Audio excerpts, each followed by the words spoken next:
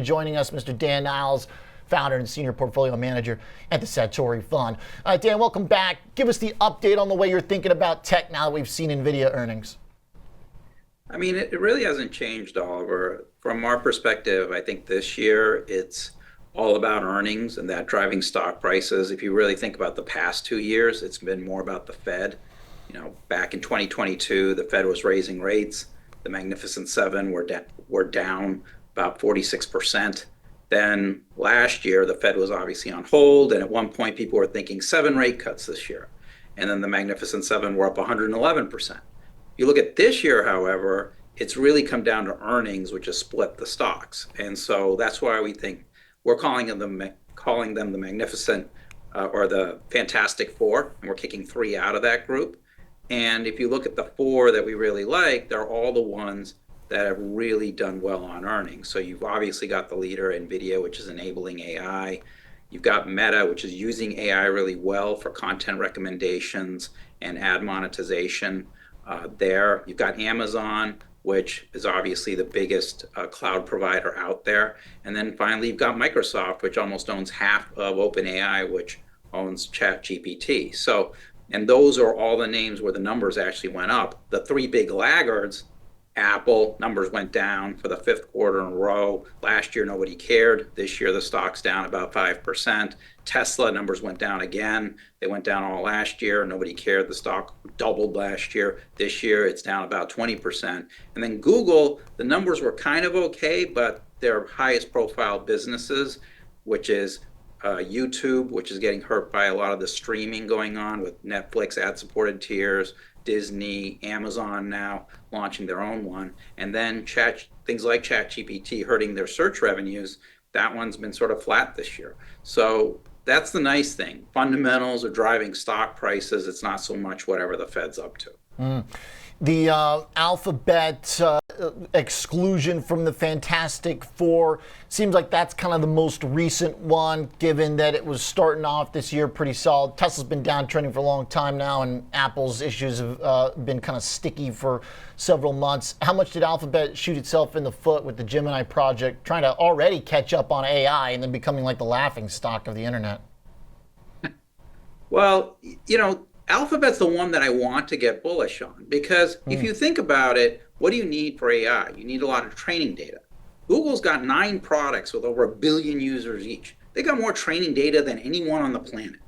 But the problem is they're sort of hampered by 2 issues. One is they've got 3 billion people using search, and they don't want to kind of alienate those people by changing the product. So they're loath to cannibalize themselves to some extent. But the second one, which is potentially as big of an issue, is they have a great product. The problem is they're neutering it based on the politics internal to Google.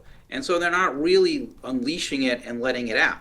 And that's more of a cultural issue that I'm not sure that they're ever going to solve it in the near term. And in the meantime, you've got people like OpenAI that are continuing to innovate and put things out there. Sora is very interesting in terms of being able to generate video from text. Really powerful. And so I think unless Google goes ahead and really starts to get away from some of the ideological issues that they have and say, look, if we don't kill our own product, somebody else is going to do it to us, you have an issue. But if they ever get their act together, the stock's trading at a market multiple. And you have a presidential election coming up, which is going to be hotly contested, lots of ad dollars spent.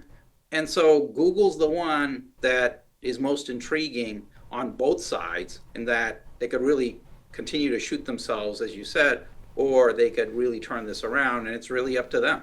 Yeah, well said. It does seem like they've got all the tools, they've got all the resources, right, to be at the top of the pack too, but right now not applying them properly.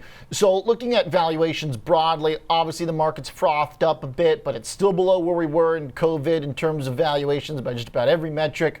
NVIDIA, because of the big earnings boom on a forward basis, isn't that exorbitant? So do we still have a good ways to run here, you think, this year, Dan?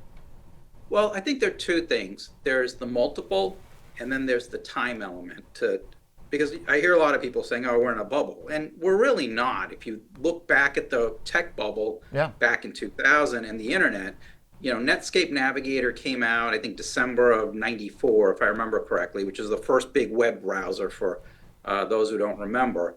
And, it took 5 years for that internet bubble to build. ChatGPT just came out in November. And so it's been, a year and a quarter or so since that's been out.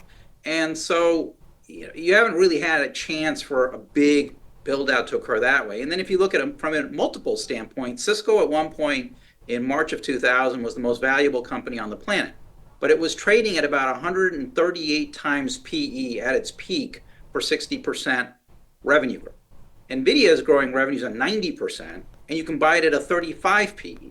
So there's no way you can say that from either a valuation perspective or from how long has this had a chance to build, which is just about a year and a quarter, that we're in bubble territory yet. So I think the good news is it really comes down to stock picking versus just sort of throwing money at a wide basket of stocks and anything goes up because people are optimistic on the Fed and cutting rates 6 or 7 times. Looks like your view that that's not going to happen, the cuts, until later this year, May, June, is coming to fruition. One other call I wanted to follow up with, Dan, is on the biotech sector. We've had a big couple days in biotech. I know this is a group you were looking for to show some strength. How much do we have to go here? What do you see as the main factor? We had a big move the last 24 hours.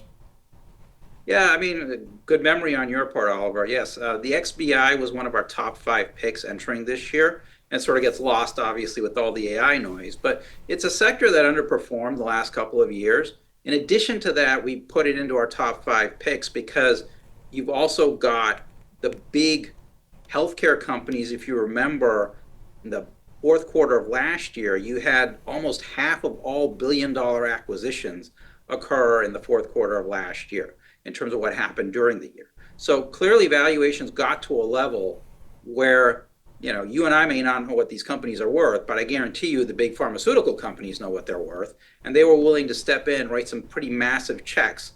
And that's still kind of going on where they're looking at these. And so I think from a valuation perspective, an earnings momentum perspective, because this is where you get a lot of the new drugs coming into the pipeline, the space looks compelling. And then finally, if we do get a recession, and I know nobody's looking for one right now, including myself, but that's what should scare you, right? The consensus has been spectacularly wrong the last 3 years. If we do get one, healthcare is also typically very defensive during a recession because you're not going to give up your healthcare, right? Everybody wants to live. That's my investment thesis on biotech. And so I think that also gives you a little bit of defense to go with it. So we continue to like the space. We'd continue to be long it through the rest of this year, and we still own it.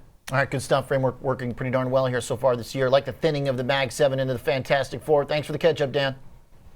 Appreciate it, Oliver. All right, have a good one. Dan Niles, founder and senior portfolio manager at the Santoria Fund.